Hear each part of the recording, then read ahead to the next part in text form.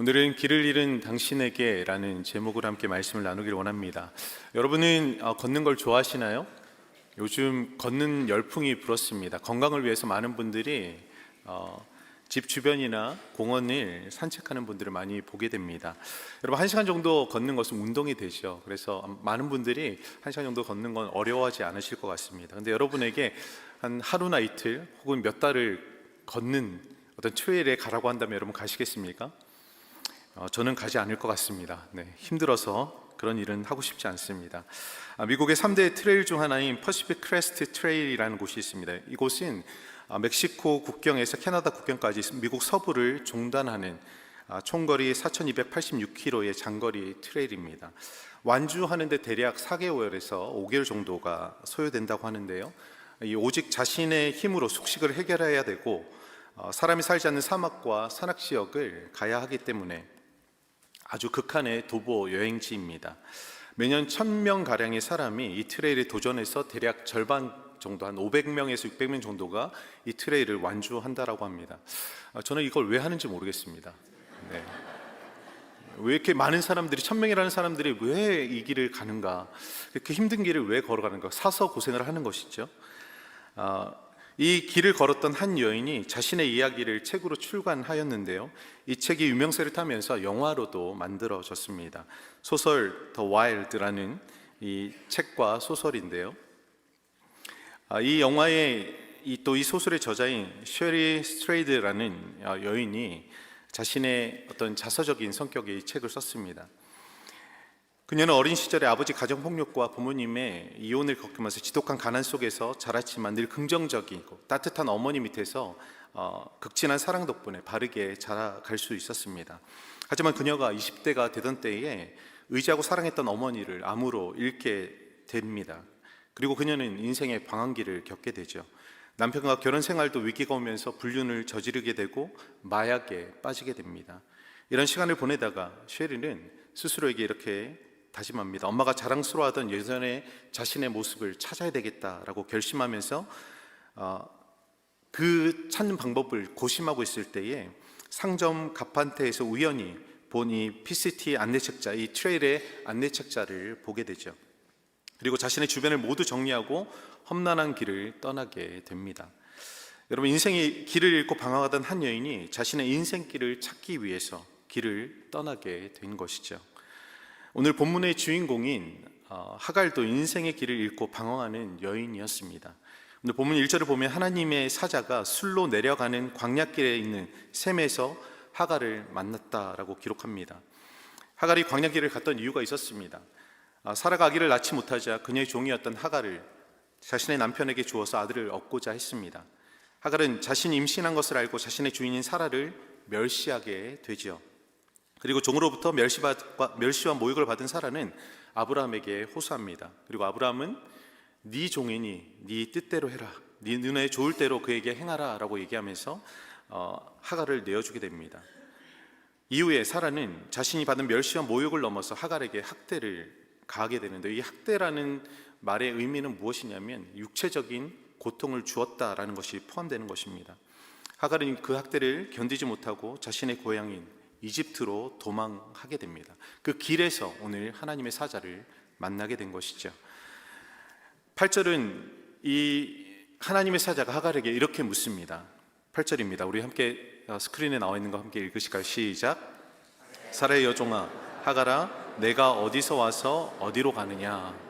이 질문을 하나님의 사자가 하갈에게 합니다. 여러분, 정말 이 사자가 이 여인이 어디서 와서 어디로 가는지 몰라서 물었을까요? 사자는 이미 그 여인이 사라의 여종이라는 것을 알고 있었어요. 그리고 그녀를 만난 장소가 이집트로 내려가는 길목인 그 술이라는 것도 알고 있었습니다. 이 정황을 생각해 본다면 하나님의 사자의 질문은 단순히 정말 그녀가 어디서 와서 어디로 가나, 어떤 물리적인 목적지를 묻는 것이 아니라는 것을 알 수 있죠. 이 질문은 그녀의 존재론적인 질문입니다. 너는 누구냐라는 것이죠. 제가 좋아하는 대중가요 중에 하나가 이런 대중가요가 있는데요, 혹시 여러분 최희준 씨의 하숙생이라는 대중가요를 아시나요? 혹시 이게 1980년도에 발매된 노래입니다. 아마 잘 아실 텐데 그렇게 생각하실 수도 있을 것 같아요. 나이가 몇 살이길래 그 노래를 좋아하나. 네, 그 노래가 나왔을 때 제 나이가 5살이었습니다. 네. 그럼 대충 제 연식이 나오죠. 네, 그 가사가 이렇습니다.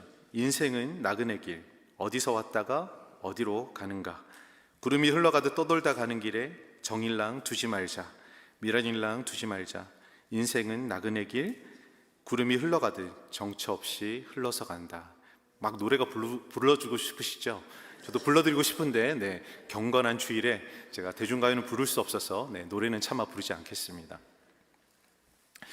여러분, 인생은 나그네 길, 어디서 왔다가 어디로 가는가? 이것은 사실 우리 인생에 대한 존재론적인 질문입니다.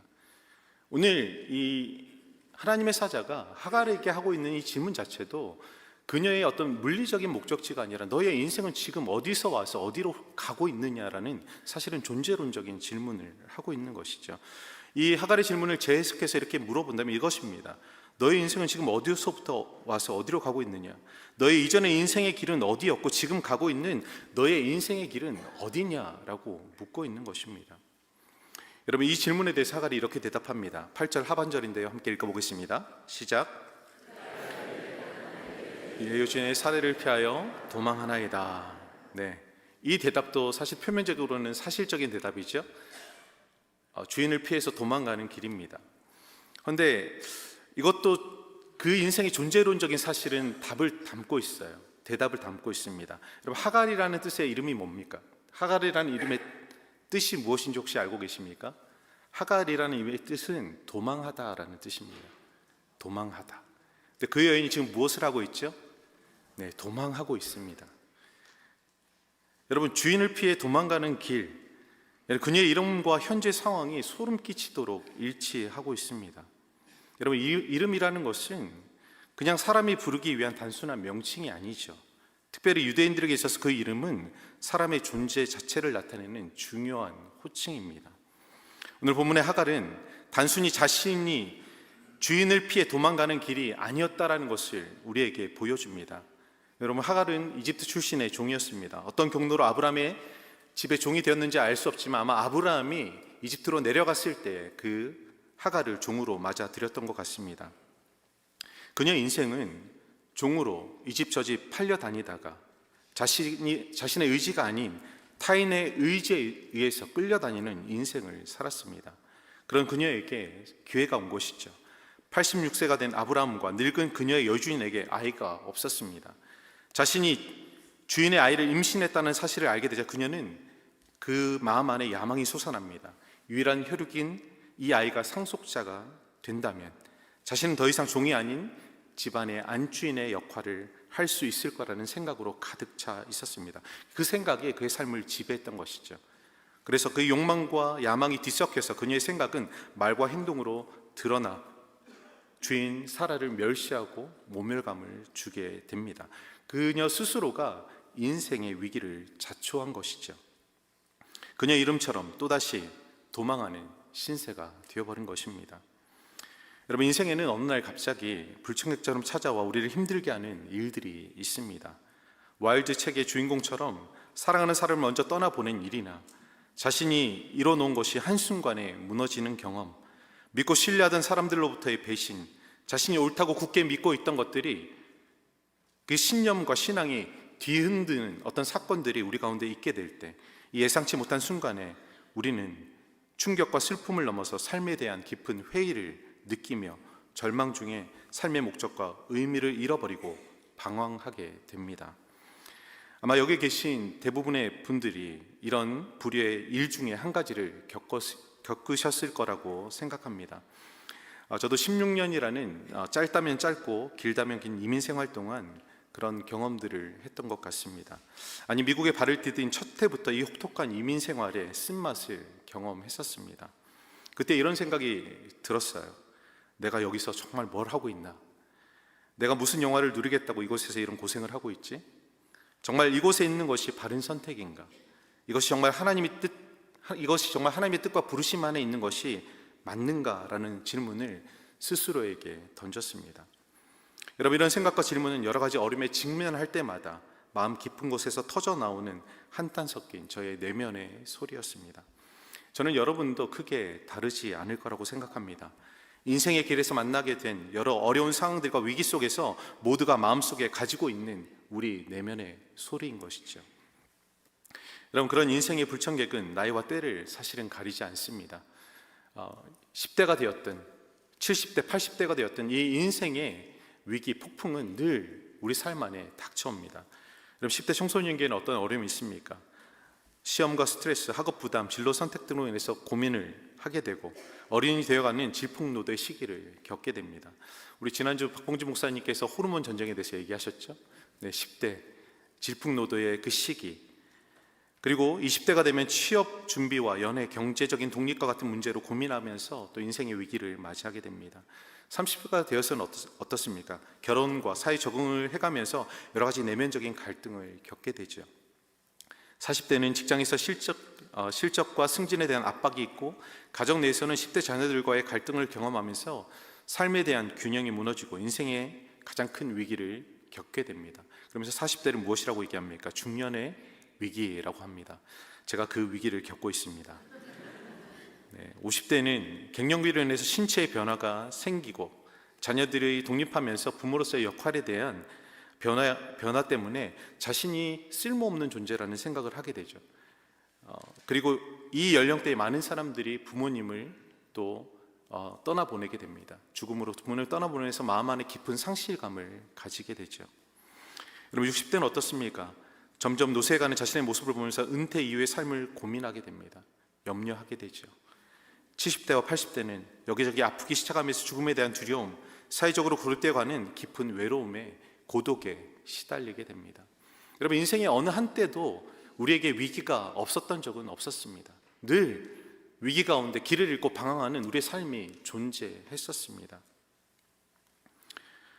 여러분, 이 방황은 자연스럽게 끝날 수도 있지만 그렇지 못한 경우에는 더 깊은 마음의 병이 찾아와서 삶을 살아갈 모든 의지마저 꺾어버리기도 합니다. 오늘 하나님의 사자가 하갈에게 나타난 것은 인생의 길을 잃고 방황하는 그녀를 다시금 하나님이 원하시는 길로 인도하기 위함이었습니다. 여러분, 혹시 이 자리에 계신 분들 중에 삶에 닥쳐온 위기로 인해서 또 삶의 여러 가지 문제로 인해서 폭풍과 같은 시간으로 인해서 길을 잃고 방황하고 헤매고 계시는 분은 있지 않으십니까? 그렇다면 오늘 설교는 길을 잃은 당신을 위한 하나님의 말씀입니다. 여러분, 길을 잃고 방황하고 있다면 길을 찾기 위해 우리는 하나님이 우리에게 하시는 이 세 가지 질문에 응답해야 합니다. 첫 번째, 우리가 인생의 길을 잃고 방황하고 있다면 첫 번째 질문, 우리 스스로에게 이렇게 던져야 합니다. 나는 왜 길을 잃었는가입니다. 우리의 그 길을 잃은 원인이죠. 길을 잃었을 때 다시 길을 찾기 위해서는 어디서부터 길이 잘못되었는지를 돌아보고 그 길로 돌아가서 새롭게 그 길을 가야 합니다. 계속 잃어버린 길에서 뱅뱅 맴돌다 보면 더 길을 찾을 수 없는 것이죠. 여러분, 9절 말씀인데요, 함께 읽어보겠습니다. 9절 말씀입니다. 시작. 여호와의 사자가 그에게 이르되 내 여주인에게로 돌아가서 그 수하에 복종하라. 여러분, 하나님의 사자는 하갈에게 먼저 그녀의 정체성과 신분이 무엇인지를 알려줍니다. 너는 사라의 여종이야. 그러니 그 밑에서 종으로서 주인이 하는 말에 복종하며 살아야 해 라고 말씀하고 있는 것이죠. 여러분, 하갈이 인생의 길을 잃고 방황하게 된 분명한 원인이 무엇인지를 설명하는 내용입니다. 그녀가 학대받고 도망 나온 이유가 무엇이었습니까? 종인, 자신의 신분을 망각하고 주인의 아이를 가졌다는 이유만으로 마치 아브라함의 부인이 된 것처럼 착각하면서 상전인 사라를 멸시하고 조롱하였습니다. 모욕하였습니다. 어리석은 행동이었죠. 하갈이 맞은 인생의 문제와 위기는 오롯이 하갈 자신의 욕심과 욕망으로부터 비롯되었던 것입니다. 하나님의 사자가 그에게 다시 주인에게 돌아가라고 한 것은 길을 잃어버린 그 지점으로 다시 돌아가서 새롭게 시작하라고 이야기하고 있는 것입니다. 사랑하는 여러분, 여러분의 인생의 위기는, 삶의 문제는 무엇으로부터 비롯된 것입니까? 이 문제와 위기의 근원이 자신에게 있다는 것을 깨닫게 해주신다면 우리는 반드시 그 잘못으로부터 돌이켜 회개해야 합니다. 회개하지 않는다면 결코 우리의 삶의 문제는 해결되지 않습니다. 여러분, 어떤 경우에는 자신의 의지와 상관없이 인생의 고난과 위기를 맞게 되는 경우도 있습니다. 지진과 홍수, 또 때로는 화재와 태풍 같은 자연재해로 인해서 고통을 받을 수도 있고, 전쟁과 범죄, 사회적 불평등과 같은 타인의 죄악으로 인해서 고통과 위기를 우리가 만날 수도 있습니다. 여러분, 만일 이것이 우리로부터 비롯되지 않은 것이라면 이 위기와 고난 가운데 나를 돌보시고 돌아보시는 하나님을 신뢰하고 그 하나님 앞에 부르짖음으로 나가야 합니다. 여러분, 우리가 너무나 잘 아는 시편 23편의 다윗은 23편 4절에서 이렇게 고백하죠. 내가 사망의 음침한 골짜기로 다닐지라도 해를 두려워하지 않을 것은 주께서 나와 함께 하심이라. 주의 지팡이와 막대기가 나를 안위하시나이다 라고 얘기합니다.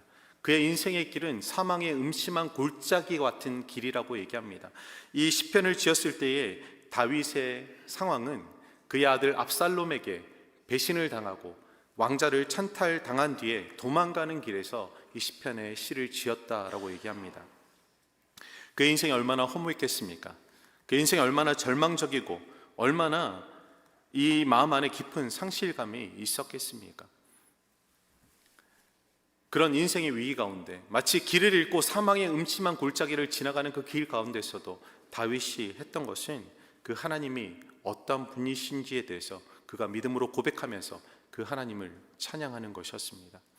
여러분, 우리가 인생의 길을 잃었다라고 생각될 때 우리가 해야 되는 것은 그 원인을 파악하는 것입니다.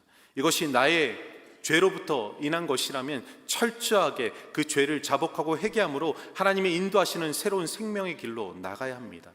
그리고 그것이 우리의 죄로 인한 것이 아니라 정말 여러 가지 상황과 환경 가운데 어쩔 수 없이 내가 맞이한 고난이라면 우리는 우리의 삶을 선한 길로 인도하시는 그 목자 되신 하나님 앞에 나의 믿음을 드리며 그분의 인도하심을 따라 나가야 하는 것입니다. 여러분, 그렇게 우리의 인생의 길에 만나게 된 삶의 위기와 그 환경의 원인을 우리가 이해하고 파악한다면 다시금 우리는 그 잃어버린 길에서 새로운 삶의 길을 찾아 나갈 수 있게 되는 것이죠. 두 번째, 우리가 인생의 길을 잃고 방황하고 있다면 우리는 두 번째 이 질문을 해야 합니다. 나는 어디를 향해 가고 있는가? 그것은 목적입니다. 나는 어디를 향해 가고 있는가? 목적지가 분명해야지만이 길을 잃지 않고 갈 수 있습니다.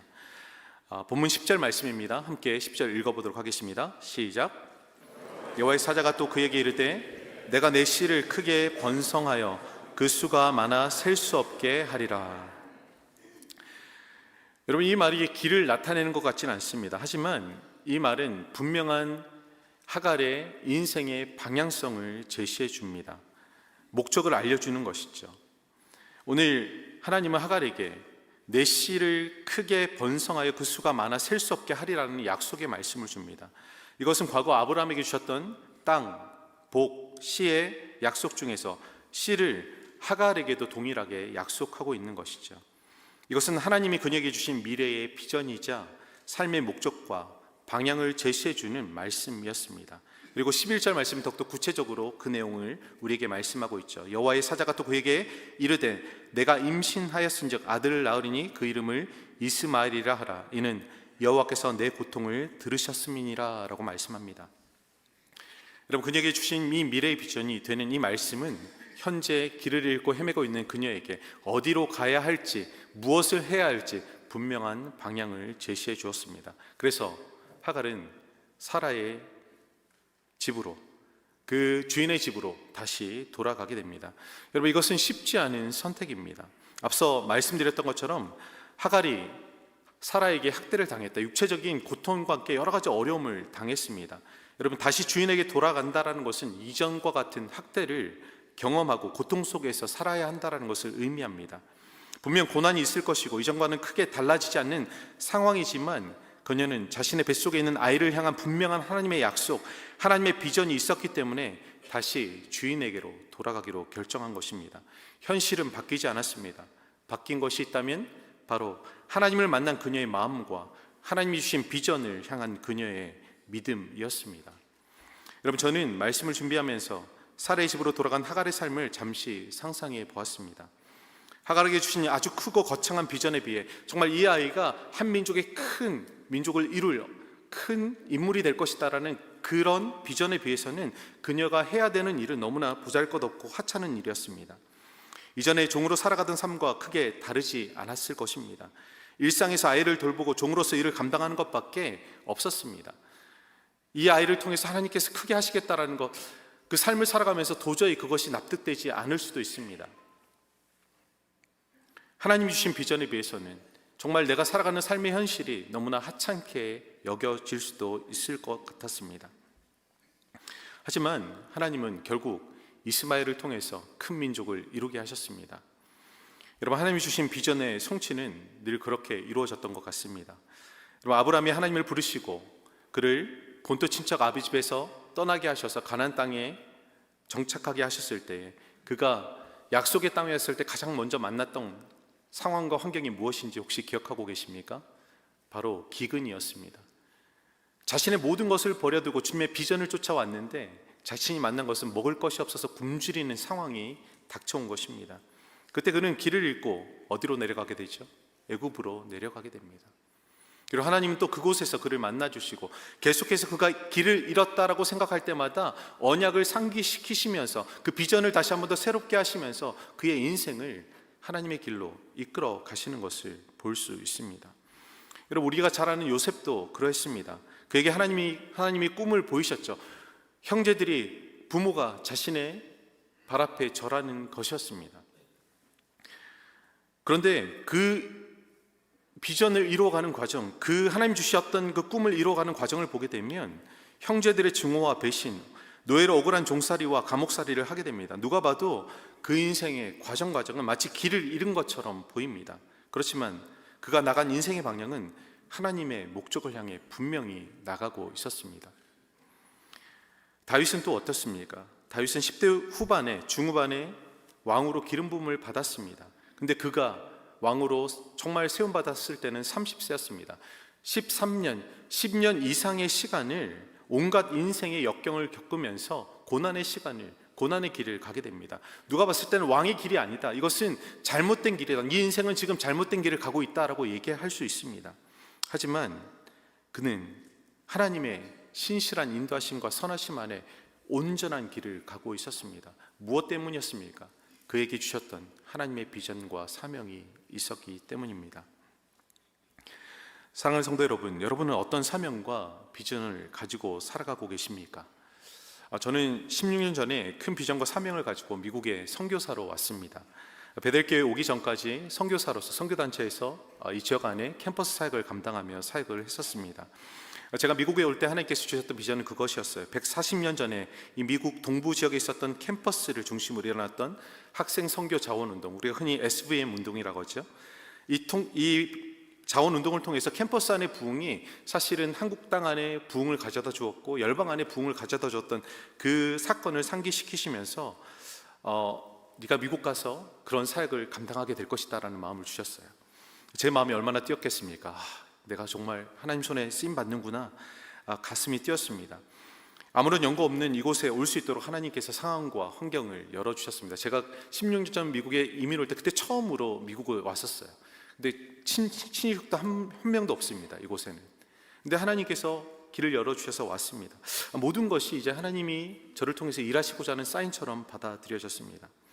하지만 미국에 온 첫 해에 정말 예상치 못한 어려움을 경험하면서 한국에 당장이라도 돌아가고 싶은 마음이 생겼습니다. 하루하루 생활하면서 일상을 버텨가고 하나님 앞에 기도하며 예배하는 것 외에는 어떤 사역도 할 수 없는 지경에 이르렀습니다. 여러분, 그때 하나님께서 저에게 깨닫게 하신 것은 나에게 주신 이 비전을 내가 이룰 수 없다 하더라도 오늘 이 하루를 하나님의 영광을 위한 삶을 살아간다면 그것으로 충분하다라는 말씀이었습니다. 내게 오늘 주어진 삶 안에서 하나님의 영광을 위한 삶을, 하나님의 영광을 위한 길을 걸어가게 된다면 반드시 하나님께서 하나님의 때에 하나님의 방법으로 나에게 주신 이 비전과 사명을 내가 아닌 하나님께서 이루어 가실 것이다 라는 믿음을 저에게 주셨습니다. 그때부터는 좀 더 마음이 편해졌던 것 같아요. 어떤 눈에 보이는 것을 이루지 않는다 할지라도 하루하루의 삶, 주님이 주신 그 길을 따라서 가는 것만으로도 충분하다라는 믿음이 생겼습니다. 사랑하는 여러분, 우리에게 세상을 움직이고 변화시킬 만한 특별한 비전이 없을 수 있습니다. 하지만 하나님이 우리에게 주신 삶의 비전은 늘 있습니다. 그 사명은 늘 있습니다. 우리가 부름받고 보냄받은 그곳에서 하나님의 영광을 위해 살아간다면 그것이 곧 우리의 사명과 비전이 되는 것입니다. 여러분, 우리가 늘 이것을 생각하고 쫓아가게 된다면 우리는 길을 잃지 않고 그곳에서 돌이켜서 하나님의 영광을 위한 길, 하나님의 꿈과 비전이 담긴 그 길로 돌아설 수 있을 것입니다. 당장 주님의 나라와 의를 위해서 삶의 자리를 박차고 선교지에 가지 않더라도, 많은 살기 위해서 헌신하고 수고하지 않더라도 지금 내가 있는 이곳에서 하나님의 영광을 위한 삶을 목표로 하고 살아간다면 우리의 삶의 목적과 방향은 늘 하나님이 원하시는 그 방향으로, 그 목적을 향해 나아가 있을 것입니다. 여러분은 지금 삶의 자리에서 무엇을 하고 계십니까? 하나님의 영광을 위해서 살아가고 계십니까? 아니면 이 세상의 영화를 위해서, 자신의 일신의 안위를 위해서 무엇인가를 쫓아가고 있습니까? 여러분, 그렇게 살아가다 보면 우리는 반드시 인생의 길을 잃게 됩니다. 우리의 인생의 길을 잃지 않도록 우리 삶의 표대가 되는 것은 바로 하나님의 영광입니다. 먹든지 마시든지 죽든지 살든지 무엇을 위해서 해야 되겠습니까? 하나님의 영광을 위해서. 그것을 우리의 마음 안에 품고 살아가는 사람, 그것을 자신의 마음 안에 품고 살아가는 사람은 결코 인생의 길을 방황하지 않게 되는 것입니다. 세 번째, 우리가 인생의 길을 잃고 방황하고 있다면 이 질문을 해야 합니다. 나는 이 길에서 인생의 주권자이신 하나님을 만나고 있는가? 하갈은 아브라함의 집에 여종으로 있었습니다. 여러분, 아브라함에게 찾아오셨던 하나님께서 아브라함에게 찾아오셨던 하나님을 그녀가 알지 못했을까요? 알고는 있었을 겁니다. 그런데 문제는 뭐냐면 그녀가 그 하나님을 만나지 못했습니다. 언약의 공동체로 대변되는 아브라함 집에 거하고 있었지만 그녀는 아브라함의 하나님, 사라의 하나님을 알고만 있었을 뿐 그 하나님을 만나지 못했습니다. 자신의 삶에 비전을 주시고 인생을 이끌어 가시는 하나님을 알지 못했기 때문에 하갈의 인생은 도망자의 인생으로밖에 살 수가 없었던 것이죠. 그런데 그녀가 그 하나님을 만나게 됩니다. 우리 13절입니다. 함께 읽겠습니다. 시작. 하갈이 자기에게 이르신 여호와의 이름을 나를 살피시는 하나님이라 하였으니 이는 내가 어떻게 여기서 나를 살피시는 하나님을 배웠는고 함이라. 아멘. 그럼 그녀가 그냥 귀로만 듣던 아브라함의 하나님, 사라의 하나님을 이제는 만났다라고 얘기합니다. 여러분, 하나님을 만나야 합니다. 하나님을 지식적으로 아는 것으로 충분하지 않습니다. 여러분, 우리도 하갈과 같은 인생을 살아갈 수 있습니다. 매주 언약의 공동체의 교회에 나와서 예배를 드리지만 살아계신 하나님과의 개인적인 만남을 가지지 못한 채 종교적이고 형식적인 신앙생활에 머물 수 있습니다. 여러분, 이 예배는 살아계신 하나님과의 만남이자 사귐입니다. 이 선포되는 말씀은 나를 향해서 하시는 하나님의 언약의 말씀입니다. 그럼에도 불구하고 내가 이 말씀에 아무런 감흥이 없고 하나님이 주신 깨달음이 없다면, 그리고 이 예배를 드리는데 하나님의 임재를 내가 느끼지 못하고 경험하지 못하고 살아계신 하나님을 만나지 못한다면 우리는 아브라함 집에 있던 그 하갈과 전혀 다를 바가 없습니다. 여러분, 우리는 누군가의 간증을 통해서 그 사람에게 임한 하나님을 우리가 알 수 있습니다. 오늘 선포되는 이 설교를 통해서 그 안에 계신 하나님이 어떤 분이신가를 지식적으로 알 수 있습니다. 하지만 그것은 그 사람이 만난 하나님이요, 설교자가 만난 하나님입니다. 하나님과 나와의 인격적인 만남과 교제가 없는 신앙생활은 종교적이며 형식적인 신앙생활에 불과합니다. 여러분, 이런 신앙생활이 지속되면 하나님이 이끄시는 인생의 길에서 벗어나 길을 잃고 방황할 수밖에 없는 것이죠. 우리의 존재는 우리의 창조주이시자 인생의 주관자 되신 하나님을 인격적으로 만나야지만이 그 존재의 의미를 깊이 있게 깨닫고 그 삶의 길을 찾아갈 수 있기 때문입니다. 하갈은 길을 잃고 방황하던 그곳에서 나를 살피시는 하나님을 배웠다라고 고백하며 그곳을 브엘라 헤로이라고 이름합니다. 이 말은 나를 보시는 살아계신 하나님의 우물이라는 뜻입니다. 그녀가 하나님을 만났을 때에 그 하나님이 어떤 분이신지를 자기의 신앙으로 고백하고 있는 것이죠. 여러분, 우리가 인생의 길을 잃고 방황하고 있을 때 하나님은 우리에게 어떠한 분이셨습니까? 이 하나님은 여러분에게 어떠한 하나님이셨습니까? 성경에는 여러 가지 하나님의 이름이 기록되어 있습니다.